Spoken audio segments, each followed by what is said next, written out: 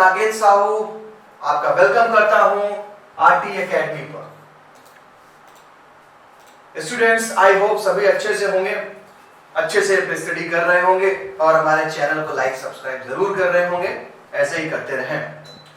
Students, 11th class का जो हमारा चैप्टर स्टार्ट हुआ था किंगडम एनिमैलिया, इस किंगडम एनिमैलिया में हमने एनिमल्स को कैटेगराइज किया, एनिमल्स के बारे में जाना कि आखिर एनिमल्स को किस लेवल पे क्लासिफाई किया गया है। जहां पर आपको याद होगा मैंने एक फंडा आपसे शेयर किया था, पीओसीओ पल ऐसे अनिल दे अर्थ मूल एक कार पोरीफेरा सेलेंटाटा प्लेटेहेलमिन्थेस, ऐसे उस फंडे पे डिटेल पे बात की थी हमने।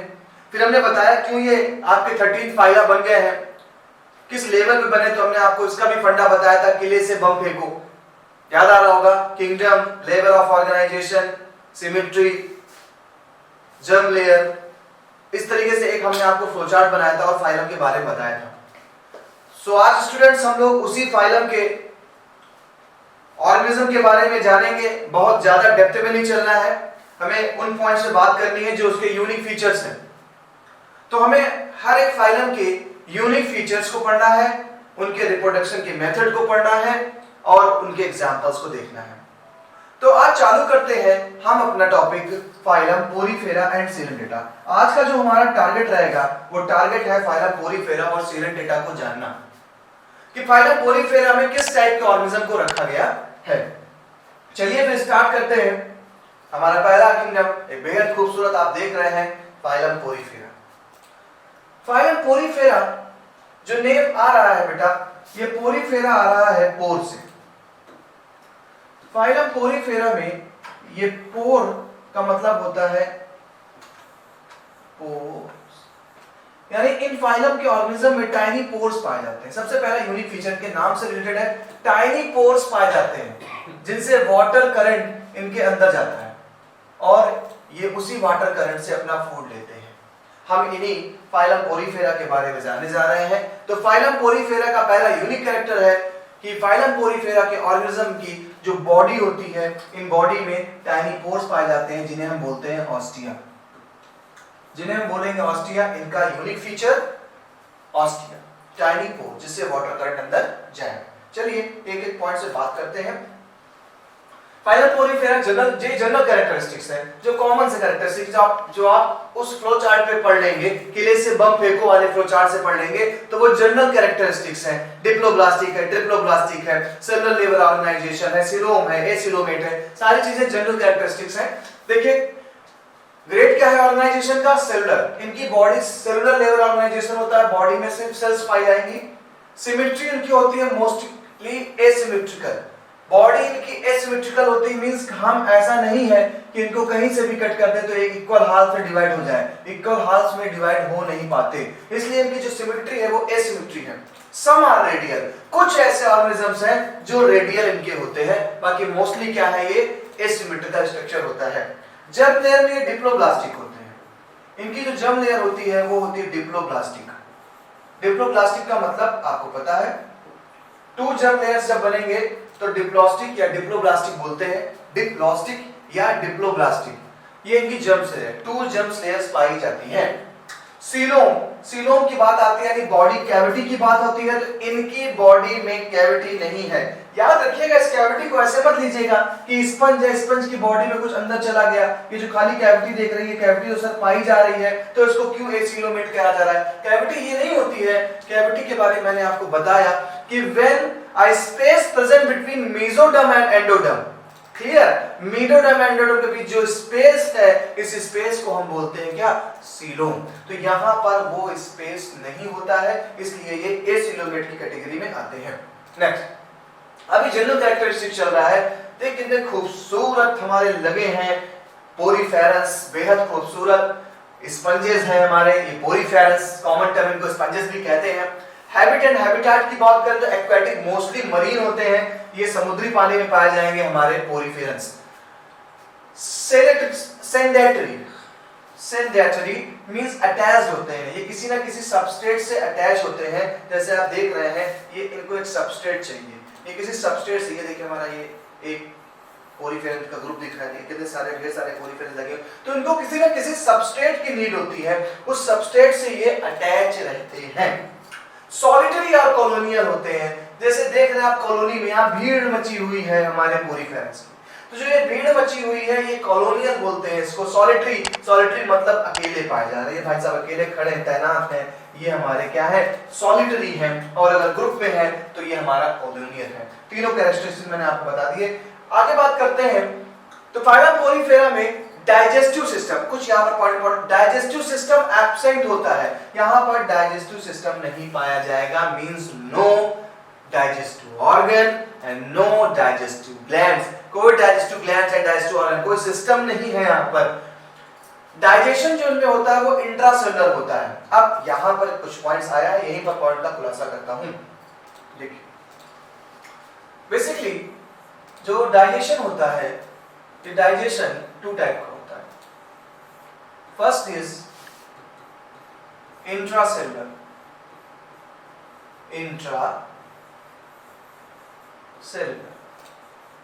and second one is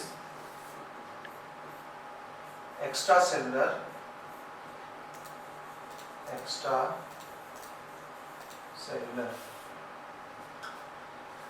intracellular का मतलब जैसे कि अमीबा हमारा होता था, अमीबा जब किसी फूड पार्टिकल्स के पास आता था तो फूड पार्टिकल्स को वो इंजेस्ट करके अपने अंदर कर लेता था और मेम्ब्रेन को फिर से कवर अप कर देता था। और फूड का जो डाइजेशन होता था वो सेल के अंदर ही होता था, सेल के अंदर एंजाइम्स जाते थे और हमारे फूड को डाइजेस्ट करते थे।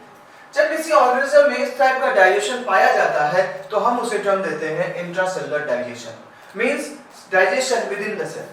एक ही सेल के अंदर डाइजेशन हो रहा है तो वो हो गया हमारा इंट्रासेलुलर डाइजेशन। अगर डाइजेशन सेल के बाहर होता है, अगर सेल के बाहर डाइजेशन हो रहा है, भाई डाइजेस्टिव ट्रैक्ट है, एलिमेंट्री कैनाल है, जैसे हमारा फूड है, तो हमारा फूड कहाँ है, स्टमक के बाहर, स्टमक में डाइजेस्ट हो रहा है, ना कि स्टमक की सेल्स में डाइजेस्ट हो रहा है। स्टमक में सेल्स हो रहा है, सेल्स के बाहर हो रहा है, ये है एक्स्ट्रा सेलुलर डाइजेशन। तो बेसिकली ये दो डाइजेशन याद कर लीजिएगा, intra and extra cellular digestion. तो यहाँ पर इंट्रासेलुलर डाइजेशन पाया जा रहा है, मींस जो डाइजेशन हो रहा है इनके सेल्स के अंदर डाइजेशन हो रहा है, तो हमने उसको बोला intracellular digestion. Respiratory system absent होता है, बहुत ही छोटे एनिमल्स की बहुत लेस कैटेगरी वाले ये ऑर्गेनिज्म है हमारे फाइलम पोरीफेरस, इनमें रेस्पिरेटरी सिस्टम भी नहीं हो रहा। अब सवाल आता है सर रेस्पिरेटरी सिस्टम नहीं है तो कैसे रेस्पायर करते हैं? तो देखिए जब ये वाटर करंट के थ्रू वाटर लेते हैं तो इस वाटर में ऑक्सीजन भी होती है और ये ऑक्सीजन इनके अंदर चला गया बॉडी में, और जहाँ पर सेल को डिमांड होती है वो डिफ्यूज होकर के वो ऑक्सीजन पहुंच जाता है। तो रेस्पिरेटरी सिस्टम की इनको जरूरत नहीं पड़ी, जैसे अमीबा पैरामीशियम में ऑक्सीजन डिफ्यूजन के थ्रू पहुंचता है, ऐसे ही ऑक्सीजन इनके पास भी पहुंच रहा है। तो यहाँ पर रेस्पिरेटरी सिस्टम भी एब्सेंट होता है। सर्कुलेटरी सिस्टम भी एब्सेंट होता है, यहाँ पर कोई ब्लड सर्कुलेशन नहीं है बिकॉज बहुत ही लोअर कैटेगरी के ऑर्गेनिजम्स हैं, तो यहाँ पर कोई सर्कुलेटरी सिस्टम भी नहीं पाया जा रहा है। क्लियर? अब आते हैं इनके रिप्रोडक्शन की मेथड के बारे में जानने।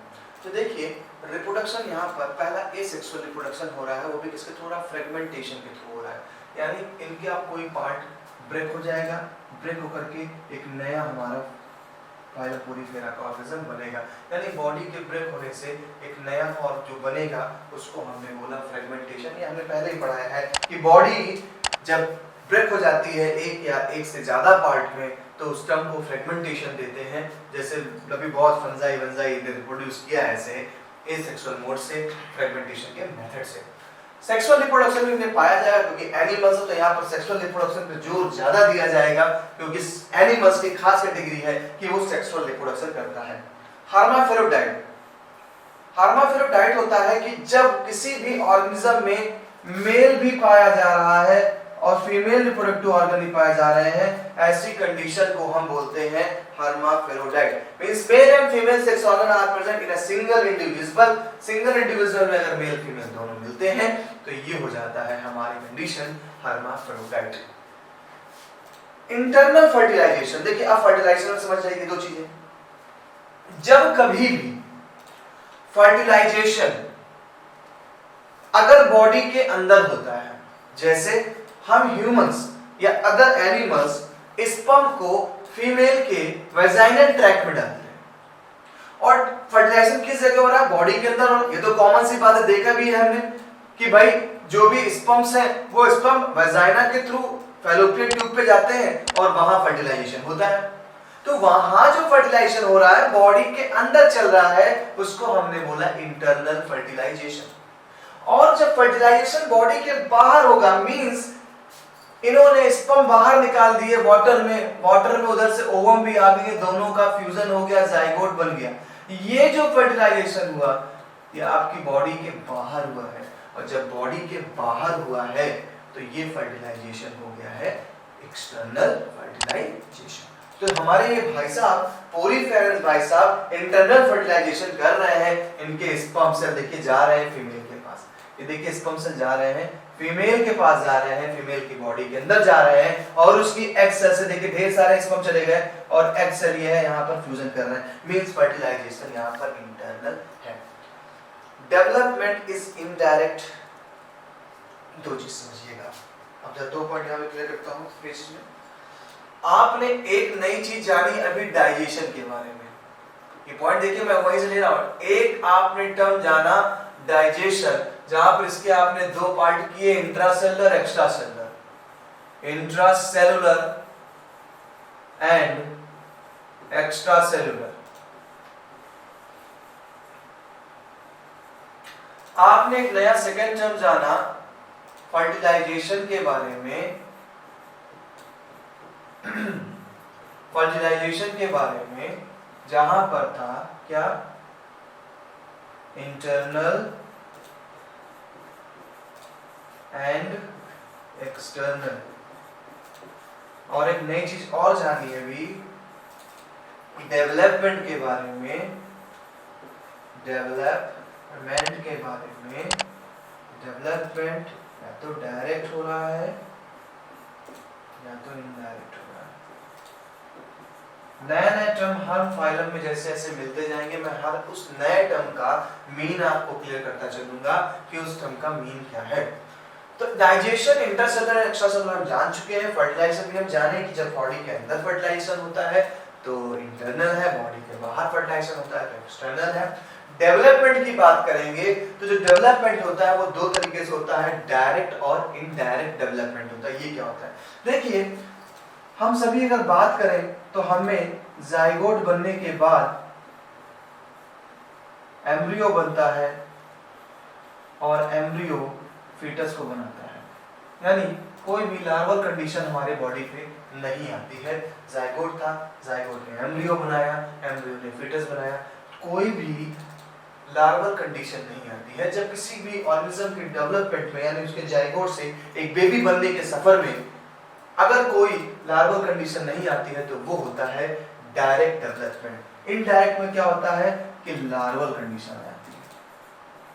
अब जब लार्वल कंडीशन बीच में आ जाएगी तो इसी को बोलते हैं indirect development. Okay, point clear हो गया? Direct development and indirect development में क्या डिफरेंसेस है? तो यहाँ पे जो डेवलपमेंट हो रहा है is indirect because larval stage is present. जब भी लार्वल स्टेज होगी तो प्रोडक्शन हो जाएगा, इनका डेवलपमेंट हो जाएगा। कैसा? डायरेक्ट। इनडायरेक्ट यूनिक फीचर पे आ जाइए। अभी तक जो फीचर्स देखिए जनरल फीचर्स थे, अब इनके यूनिक फीचर में आते हैं। यूनिक फीचर पे अगर आ जाए तो इनमें वाटर कैनाल सिस्टम मौजूद होता है। वाटर कैनाल सिस्टम, ये वाटर कैनाल सिस्टम का मतलब क्या है जरा देखें ध्यान से।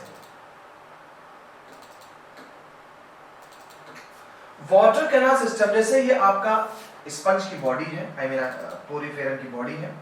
ये जो पोर है इसको हम ऑस्टिया नेम देते हैं। ये बॉडी का जो इनका पार्ट है इसे बोलते हैं ऑस्कुलम, जो माउथ और एनस दोनों का काम करता है। माउथ प्लस एनस, इनमें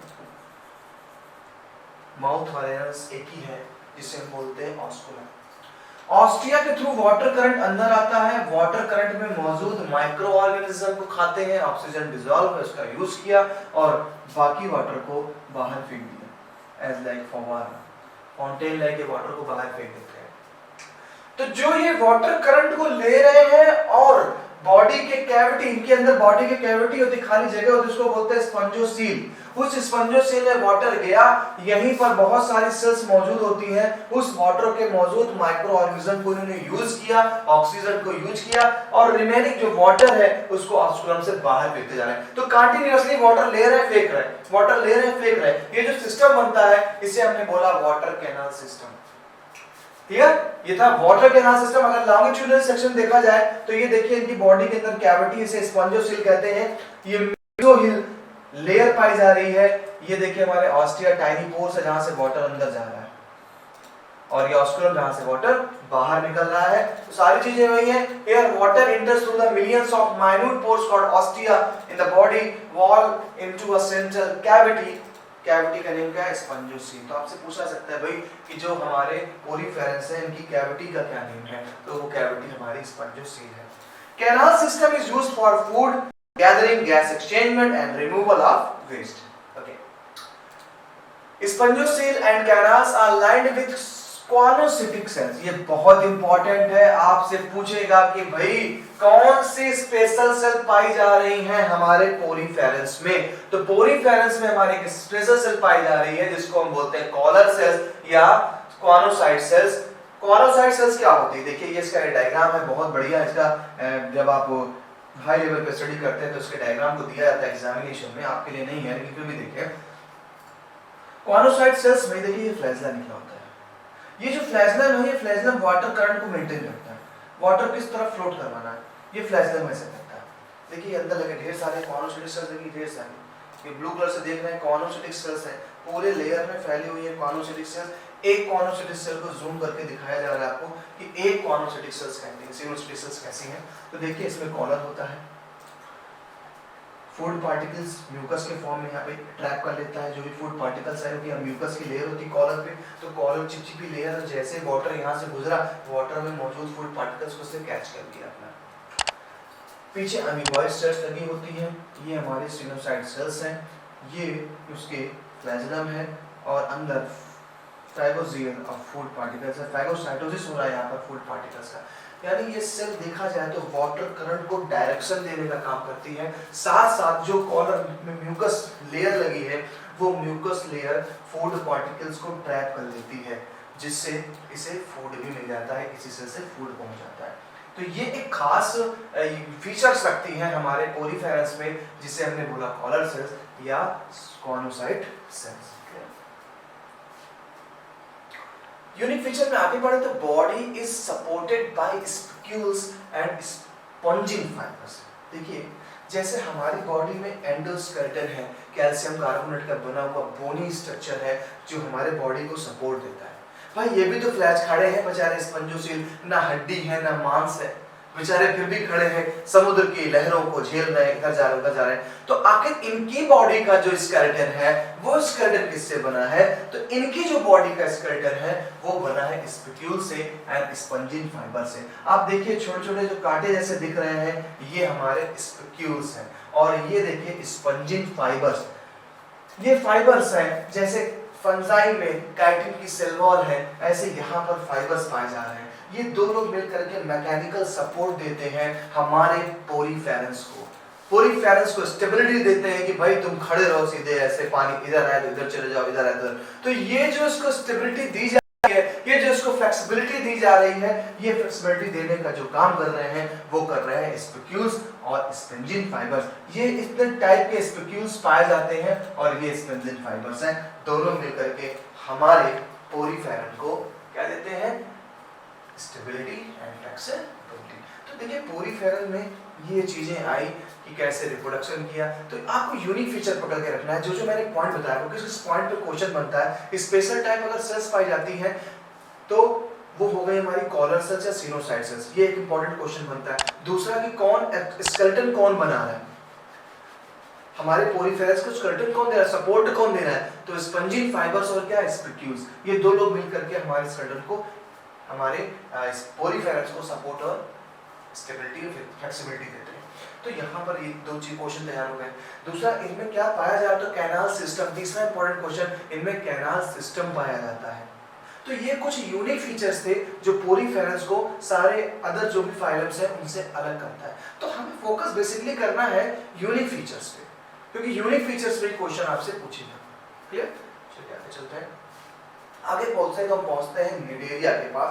बेहद खूबसूरत ये हमें एक जेलीफिश जैसे स्ट्रक्चर दिखाई पड़ रहे हैं हमारे निडेरियंस। हालांकि निडेरियंस के पास देखिए बड़े खतरनाक हथियार होते हैं। अगर निडेरियंस की बात करें तो निडेरियंस के पास आप देख रहे हैं ये टेंटिकल्स होते हैं निडेरियंस के, कई मीटर तक लंबे हो सकते हैं टेंटिकल्स। ये टेंटिकल्स पॉइजनस या स्टिंगिंग सेल्स रखती हैं कि अगर किसी को मार दें तो वो धराशायी हो जाए। ये निडेरियन की खास बात है क्योंकि निडेरियन रखती है। जो यूनिक फीचर मैं आपको बता रहा हूं, जैसे मैंने पोरीफेरस बताया कि नाम से जो निकलता है कि बॉडी में टाइनी पोर्स पाए जाते हैं। यहां पर भी इसके नाम के पीछे एक राज है, और वो राज क्या है? निडेरिया टर्म लिया गया है नीडोसाइट सेल से। नीडोसाइट सेल्स ये यूनिक फीचर है, नीडोसाइट सेल्स। नीडोसाइट सेल का दूसरा नाम होता है स्टिंगिंग सेल। स्टिंगिंग सेल ये बड़ा खास फीचर है हमारे फाइलम निडेरिया का कि निडेरिया स्टिंगिंग सेल्स रखता है। स्टिंगिंग मतलब जैसे डंक मारना होता है। ये पॉइजनस सेल्स रखते हैं, और ये पॉइजनस सेल्स अपने होस्ट को मारने के लिए होता है, प्रे को मारने के लिए होता है, उसको पैरालाइज करने के लिए होता है। ये उसको मार करके पैरालाइज करके तब उसे इंजेस्ट करते खाते हैं। तो ये खास बात है फाइलम निडेरियन की। जो नीडोसाइट सेल्स रखते हैं, या इसी को कई नाम बोल सकते हैं, नीडोब्लास्ट भी कहते हैं। नीडोब्लास्ट सेल ये ब्लास्ट कर देते हैं अपने शिकार पर, उस पर हमला करते हैं, उसे पैरालाइज करते हैं और आखिरी में उसे खा जाते हैं। तो स्टिंगिंग सेल्स इनके टेंटिकल्स में पाए जाते हैं, जो आप देख रहे हैं लाइन लाइन ये इनके टेंटिकल्स हैं। आपको सबसे पहली बात समझ में आती है कि हाँ फाइलम पोरीफेरा में पोर से। निडेरियन में क्या है? स्टिंगिंग सेल्स पाई जा रही है जो अपने प्रे को बेहोश करने का काम करेंगी। चलिए मुलाकात करते हैं फाइलम निडेरिया के कुछ जनरल कैरेक्टरिस्टिक्स और कुछ यूनिक फीचर्स से। आ जाइए फाइलम निडेरिया जनरल का देख लीजिए पहले। ऑर्गेनिज्म कौन कौन पाता है? कॉमन सा ऑर्गेनिज्म हाइड्रा है, बाकी इधर ये तो कॉमन है, बाकी इधर आपको ऑर्गेनिज्म दिखाई पड़ रहे हैं, ढेर सारे हैं हमारे पास ऑर्गेनिजम्स। ग्रेड्स ऑफ ऑर्गेनाइजेशन, तो यहाँ पर टिश्यू ग्रेड था, वहां सेलुलर ग्रेड था, यहाँ पर टिश्यू ग्रेड था। यहाँ पर अब कुछ सेल्स कलेक्ट होकर के टिश्यू का फॉर्मेशन करते हैं, उनसे अपग्रेड वर्जन आ गया। सिमेट्री, रेडियल सिमेट्री है। देखिए रेडियल सिमेट्री, जब भी कोई ऑर्गेनिज्म सिलिंड्रिकल शेप में है तो वो रेडियल सिमेट्री में होगा। ये देखिए रेडियल सिमेट्री है, क्योंकि सिलिंड्रिकल शेप कहीं से भी काटेंगे ये टू पार्ट्स में जाकर डिवाइड हो जाएंगे। देखिए ये कट किया जा रहा है, कई प्लेन्स में कट हो रहे हैं, और भाई साहब सेंट्रल एक्सिस होते हुए कहीं से भी कट करिए, ये टू इक्वल हाल्फ्स में डिवाइड होंगे। जर्म लेयर, डिप्लोब्लास्ट, जब बॉडी में टू जर्म लेयर दिख रही है, ये है एंडोडर्म एंड ये है एक्टोडर्म। टू जर्म लेयर, ये एंडोडर्म है, अंदर की तरफ है, एंडो है, एंड ये एक्सोडर्म है। तो टू जर्म लेयर है, तो ये बन गया डिप्लोब्लास्टिक।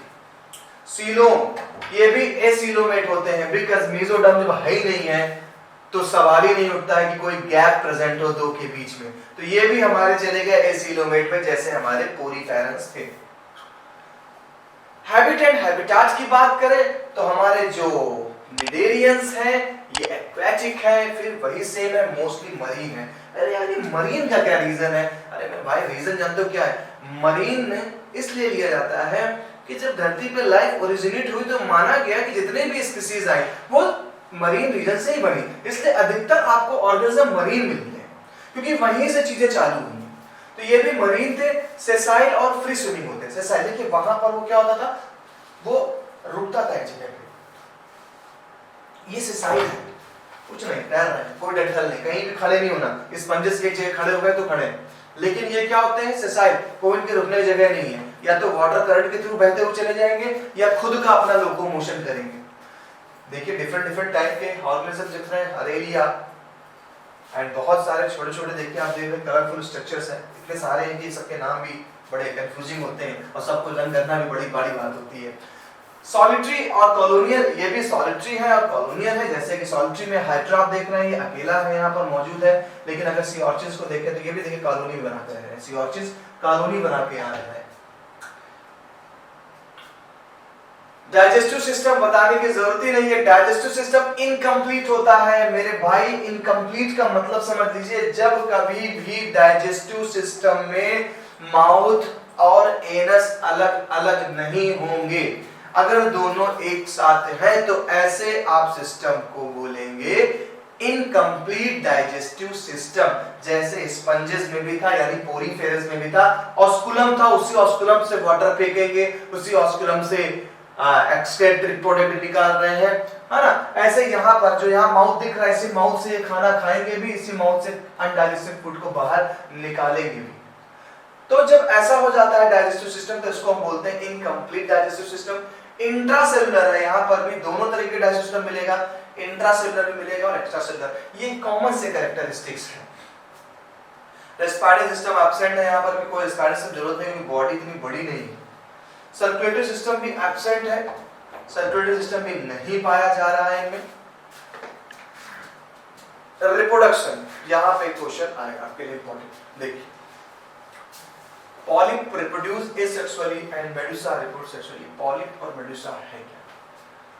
पॉलिप और मेडुसा हमारे निडेरियंस का एक कैरेक्टरिस्टिक्स है। जैसे आपने भी पोरीफेरस को देखा तो पोरीफेरस अप्रोक्सीमेटली सिलिंड्रिकल शेप के ऑर्गेनिज्म थे, मानते हो ना, सिलिंड्रिकल शेप ऑर्गेनिज्म थे। लेकिन यहाँ पर इस फाइलम में टू शेप के ऑर्गेनिज्म दिखाई पड़े, टू अदर शेप्स के।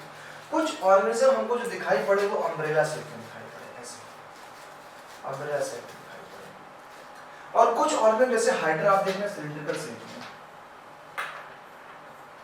कुछ हमें अम्ब्रेला शेप में दिखाई पड़े और कुछ हमें सिलिंड्रिकल शेप में दिखाई पड़े। जो अम्ब्रेला शेप में दिखाई पड़ते हैं उस फॉर्म को बोलते हैं मेडुसा। अम्ब्रेला शेप में जो आप देख रहे हैं इस फॉर्म को बोलते हैं मेडुसा। जैसे आप ये देख रहे हैं एम्ब्रेला, देखिए एम्ब्रेला फॉर्म में है, छतरी जैसे है, तो छतरी जैसे फॉर्म को आप मेडुसा बोलेंगे। और जब ये सिलिंड्रिकल फॉर्म आ गया, देखिए ये सिलिंड्रिकल फॉर्म में आप दिख रहा है, ये जो स्टेज बनती है ये हो जाती है पॉलिप, ये बन गई पॉलिप। तो इसको समझने के लिए बाद में आप कंफ्यूज रहेंगे यार कि अम्ब्रेला शेप मेडुसा होता है कि पॉलिप शेप मेडुसा होता है। तो जब आप देखिए जरा इसको ऐसे, मैं इसका इरेज कर देता हूं, यहीं से टर्म देता हूं आपको, फंडा में हमेशा आपको देखता रहता हूं वो चीज की रही जिस चीज से मुझे अपने टाइम में पढ़ने में प्रॉब्लम क्रिएट हुई थी, मैं सबसे पहले उन्हीं चीजों को दूर करने की कोशिश करता हूं। मैं बड़ा कंफ्यूज होता था कि पॉलिप फेज में वो किस शेप का होता है या फिर मेडुसा में किस शेप का होता है, बड़े कंफ्यूजन था। तो मैंने इसके लिए एक चीज ढूंढी, हमने देखा मेडुसा और पॉलिप में एक चीज हमें डिफरेंस दिखता है कि ना पॉलिप में कहीं यू नहीं दिख रहा है जबकि मेडुसा में यू दिख रहा है। और मेरे ख्याल से अम्ब्रेला की स्पेलिंग यू से स्टार्ट होती है, अम्ब्रेला की स्पेलिंग यू से स्टार्ट हो रही, तो देख लीजिए यू कहां पर पाया जा रहा है, यू पाया जा रहा है मेडुसा पे। तो आप इसको ऐसे कर दीजिए कि मेडुसा क्या होता है, अम्ब्रेला से होता है। क्लियर, खत्म हो गया ना मैटर ये। तो देखिए पॉलिप हो गया सिलिंड्रिकल और मेडुसा में यू से आपको पकड़ना है, अम्ब्रेला आ रहा है, यू फॉर अम्ब्रेला, यानी मेडुसा अम्ब्रेला शेप में होगा, पॉलिप सिलिंड्रिकल शेप में होगा। तो यहाँ कहते हैं पॉलिप जो फेज होता है, पॉलिप का जो शेप होता है वो पॉलिप रिप्रोड्यूस करता है एसेक्सुअली। अगर पॉलिप वाला ऑर्गेनिज्म है तो वो एसेक्सुअली रिप्रोड्यूस करता है, जबकि अगर मेडुसा है तो वो सेक्सुअली रिप्रोड्यूस करेगा। Most are separated sexes, separated मतलब दोनों अलग होते हैं। जैसे स्पंजेस में, पोरीफेरस में हमारा क्या था, हर्माफ्रोडाइट था, मेल और फीमेल साथ था, यहाँ सेपरेट है। एक्सटर्नल फर्टिलाइजेशन, यहाँ पर भी एक्सटर्नल फर्टिलाइजेशन होगा, स्पर्म को रिलीज किया जाएगा और बॉडी के बाहरी फर्टिलाइजेशन हो जाएगा। वहां स्पर्म अंदर जा रहा था, यहाँ स्पर्म बाहर ही जाएगा, बाहर के बाहर देखिए मेडुसा से स्पर्म रिलीज हुए, इधर से एग रिलीज हुई, फर्टिलाइजेशन बाहर हो गया, यानी वाटर में ही फर्टिलाइजेशन हो गया। और जब ऐसा फर्टिलाइजेशन हो गया तो फर्टिलाइजेशन क्या हो गया, एक्सटर्नल फर्टिलाइजेशन हो गया। अब देखो यहाँ जाइगोट क्या बनाता है, लार्वा बनाता है। एक चीज और मिल जाएगी हमको, जब कभी भी किसी का डेवलपमेंट, आप समझ गए होंगे कि जब किसी का डेवलपमेंट हो रहा, जाइगोट के बीच लार्वा आ गया, यानी कि ये कैसा है, वेरी गुड, ये है इनडायरेक्ट डेवलपमेंट। डायरेक्ट नहीं है क्योंकि बीच में लार्वा आ रहा है, इसलिए इनडायरेक्ट डेवलपमेंट है। तो डेवलपमेंट इज इनडायरेक्ट। अब आप इस चीज को अच्छे से पकड़ लेंगे, इसीलिए मैं अपने आप को पहले टॉपिक्स बता देता हूं, उससे समझने में प्रॉब्लम ना हो। यूनिक फीचर्स की बात करते हैं तो आपको यहाँ पर बात करनी है। यूनिक फीचर्स में आ गया टेंटिकल्स। टेंटिकल्स ये देखिए निकले हुए हैं, जैसे ये है हाथ ऐसे कर लें, ये टेंटिकल्स होते हैं। और इस टेंटिकल्स के बॉटम पर यहाँ पर सेल्स पाई जाती है। उसी सेल्स को क्या बोलते हैं? नीडोब्लास्ट। मैंने कहीं ना बताया नीडोब्लास्ट स्टिंगिंग सेल्स ये पाए जाते हैं। अब जब किसी, देखिए ये दिखा रहे हैं टेंटिकल्स है, टेंटिकल्स के नीचे क्या है? ये देखिए नीडोब्लास्ट है और स्टिंगिंग सेल्स है। जैसे ही कोई ऑब्जेक्ट आया, देखिए ये क्या होता है, पूरा अंदर वाला पार्ट बाहर निकल आता है। ऐसे समझिए जैसे सॉक्स है, उस सॉक्स को मोड़ दिया आपने, और जब शर्ट समझ लीजिए, शर्ट की आप एक आर्म को अंदर मोड़े हुए हैं और उसको बाहर खींचते हैं। जैसे ही बाहर खींचा, ऐसे ही हमारा जो स्टिंगिंग सेल्स है या नीडोब्लास्ट सेल्स है, उसमें भी पाया जाता है थ्रेड लाइक स्ट्रक्चर जो पॉइजन में डूबा रहता है। इस जगह पाया जाता है पॉइजन, इस जगह मौजूद होता है वो पॉइजन, टॉक्सिक मटेरियल, जहां पर हमारा ये डूबा रहता है थ्रेड लाइक स्ट्रक्चर। जैसे ही कोई आता है थ्रेड लाइक स्ट्रक्चर बाहर फेंक देता है, और देखिए बाहर कैसे उसने मार दिया, उसको डिस्चार्ज कर दिया, दाग दिया अपने प्रे पर, और प्रे पर जैसे ही पड़ा, जैसे चाबुक पड़ता है, जैसे हंटर पड़ता है, कुछ वैसे मारा इसने उसको, प्रे को, प्रे पे पड़ा, प्रे पे इसे डिस्चार्ज कर दिया अपना क्या पॉइजनस मटेरियल, और वो पॉइजन उससे जब पड़ गया तो वो बेचारे पैरालाइज हो गए। जैसे पैरालाइज उसे टेंटिकल से पकड़ लिया, और टेंटिकल से पकड़ने के बाद डाइजेस्ट किया। तो tentacles are finger-like structure which surrounded the mouth of the coelenterate used for food capture and defense. Nidoblast important है, यहाँ पर आप मार्क करिए, आपसे क्वेश्चन आपके टीचर पूछ सकते हैं। इसके यूनिक फीचर में कि वहां पर पाई जा रही थी स्पोनोसाइट सेल्स, यहाँ पाई जा रही है निडोसाइट sales are stinging cells present on the tentacles of the body with a poisonous filled capsule called nematocyst. Poisonous fluid field होता है इस जगह, पॉइजनस फ्लूइड पर, जिसे हम नेमेटोसिस्ट कहते हैं, एक पॉइजनस सब्सटेंस है। Cnidoblast is used for anchorage defence and to capture prey, अपने प्रे को कैप्चर करने के लिए, अपने बचाव के लिए ये इस हंटर का यूज कर रहा है, जिस सेल्स को हम बोलते हैं स्टिंगिंग सेल या नीडोब्लास्ट सेल्स। पॉइजन अंदर का पाया जा रहा है, उसको बोलते हैं नेमेटोसिस्ट। आगे देखिए फिर से यूनिक फीचर में पॉलिप एंड मेडुसा फॉर्म की बात कर रहे हैं। पॉलिप एंड मेडुसा, देखिए सिलिंड्रिकल शेप में जो स्ट्रक्चर है ये पॉलिप है, अम्ब्रेला साइड छाते जैसा जो फॉर्म है ये मेडुसा है। दोनों देखिए ऑर्गेनिज्म लिखें। एडमेसिया, एडमेसिया ये एक पॉलिप फॉर्म है, हाइड्रा भी हमारा पॉलिप फॉर्म हो सकता है, कंफ्यूज मत हो। अरेलिया, अरेलिया देखिए एक जो है अम्ब्रेला लाइक स्ट्रक्चर बना रहा है, ये इसका मेडुसा फॉर्म है। ध्यान से देखेंगे कि आप डिफरेंस क्या है एनसीईआरटी में पॉलिप और मेडुसा में। पॉलिप सिलिंड्रिकल शेप, मेडुसा में देखिए मैंने बताया था यू से पकड़ना है आपने, यू से क्या है अम्ब्रेला, तो आपने बोल दिया सर ये अम्ब्रेला शेप है, ठीक है। Polyp is tubular attached asexual form with upwardly direct mouth and tentacles. Example Hydra adamsia. ये आपको बताया था कि पॉलिप एसेक्सुअली प्रोड्यूस करेगा, जबकि जो हमारा मेडुसा फॉर्म होता है ये अम्ब्रेला फॉर्म में होता है, फ्री स्विमिंग करता है, सेक्सुअल फॉर्म होता है with downwardly directed mouth and tentacles. जैसे एग्जांपल अरेलिया को ये जेलीफिश बोला जाता है, जो आपके लिए मैंने सबसे पहले डिस्प्ले में लगाया था, जेलीफिश येलो कलर की, बहुत ही खूबसूरत होती है जेलीफिश, लेकिन इनसे बचना चाहिए क्योंकि इनके टेंटिकल्स में पाई जाती है स्टिंगिंग सेल, जिससे आपको पॉइजनस दे सकती है, जिसका आप मरेंगे तो नहीं, लेकिन हाँ कुछ एलर्जी जैसी चीज आपको हो सकती है। तो जो भी मरीन ड्राइवर्स होते हैं, मरीन ड्राइव्स बहुत बचना पड़ता है एरिया से। एंड यूनिक फीचर में इनके हम जनरेशन की बात करें तो जनरेशन को बोलते हैं मेटाजेनेसिस। यहाँ पर अल्टरनेशन ऑफ जनरेशन का नाम है मेटाजेनेसिस। जैसे आपने 11th में अल्टरनेशन ऑफ जनरेशन फर्न का पढ़ा, अल्टरनेशन ऑफ जनरेशन मॉसेस का पढ़ा, कुछ ऐसा ही अल्टरनेशन ऑफ जनरेशन यहाँ पर भी होता है, और उसको हमने टर्म दिया है मेटाजेनेसिस।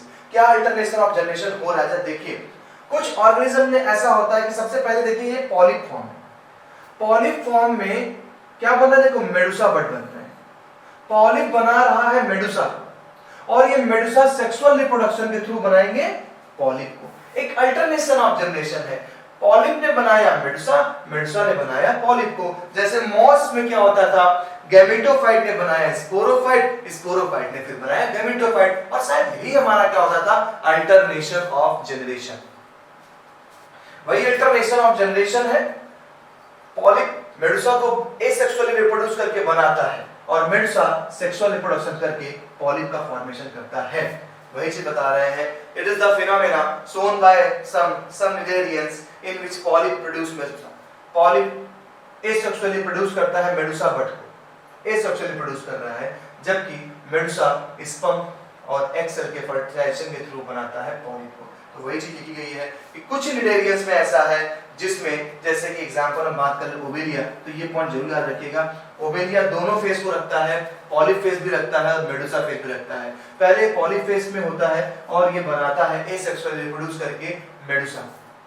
जैसे ही मेडुसा बने तो मेडुसा में मेल और फीमेल अलग अलग बने, किसी में मेल ब्रांच में मेडुसा बना, किसी में फीमेल बना, मेल और फीमेल में अलग अलग हुआ, फीमेल ने एग निकाल दिया, मेल ने स्पर्म निकाला, एक्सटर्नल फर्टिलाइजेशन हो रहा है और क्या बन गया हमारा जाइगोट। जाइगोट डेवलप करेगा, इनडायरेक्टली डेवलपमेंट करेगा, लार्वा बनाएगा और लार्वा फिर से एक मैच्योर पॉलिप को जन्म देगा। ये है अल्टरनेशन ऑफ जनरेशन। यहाँ पर हमने एक टर्म यूज किया मेटाजेनेसिस, ठीक है, एग्जांपल याद रखिए ओवेलिया। तो इस तरीके से हमने आज के इस लेक्चर में दो अपने फाइलम से मुलाकात करी। वो फाइलम पोरीफेरा थे और एक फाइलम निडेरिया। नाम पे ही छिपा है काफी इनका काम। पोरीफेरा की बॉडी में पोर्स थे, जिसे ऑस्टिया बोला गया। निडेरिया का मतलब होता है स्टिंगिंग सेल, पॉइजनस फेंकने वाली सेल्स, और उससे बना नीडोब्लास्ट सेल्स। तो ये दो चीजें आपको रखना है। निडेरियन में हमारा यूनिक क्वेश्चन एक तो ये बना नीडोब्लास्ट सेल से, स्टिंगिंग सेल से, एंड दूसरा क्वेश्चन बनता है पॉलिप एंड मेडुसा से। पॉलिप एंड मेडुसा से बहुत क्वेश्चन पूछा जाता है, कौन सी फॉर्म सिलिंड्रिकल होती है और कौन सा ऐसा ऑर्गेनिज्म है जो दोनों फेस को रखता है। एनसीईआरटी इस पे एक खास लाइन लिखती है कि भाई हमारा जो ओवेलिया है, ये ओवेलिया पॉलिप फॉर्म भी रखता है और मेडुसा फॉर्म भी रखता है। इस तरीके से ऐसे मेरे साथ कैरेक्टरिस्टिक्स को लर्न करते चलेंगे, पिक्चराइजेशन के थ्रू लर्न करते चलेंगे, तो आपको ये लर्न हो जाएगा। बाकी तो फिर लोगों को रटना पड़ता है, ये अरे उसमें ये कैरेक्टर है, उसमें ये कैरेक्टर है। तो सबसे पहले जब भी पढ़िए आप उस ऑर्गेनिज्म को देख के काम करिए। आप ऑर्गेनिज्म को याद रखेंगे तो कैरेक्टर आपके दिमाग में रहेंगे। क्लियर? और जैसा कि मैं कहता हूँ आपसे कि हर एक पॉइंट के पहले मैं आपको अपना व्यू देता हूँ, उस व्यू के हिसाब से आपको एनसीईआरटी पढ़ना, उस व्यू के हिसाब से अदर रेफरेंस बुक को समझना काफी आसान हो जाता है। क्लियर? तो मुलाकात करेंगे नेक्स्ट वीडियो में। हम नए नेक्स्ट फाइलम के ऑर्गेनिज्म को लाएंगे, उनसे रूबरू होंगे। आज हम दो लोगों से रूबरू हुए, नेक्स्ट वीडियो फिर 2 या 3 देखते हैं किससे रूबरू कराते हैं आपको। तो नेक्स्ट फाइलम की मुलाकात करेंगे नेक्स्ट वीडियो पे। हमारे चैनल को लाइक सब्सक्राइब करते रहें, हमें मोटिवेट करते रहें। Okay guys, okay bye bye.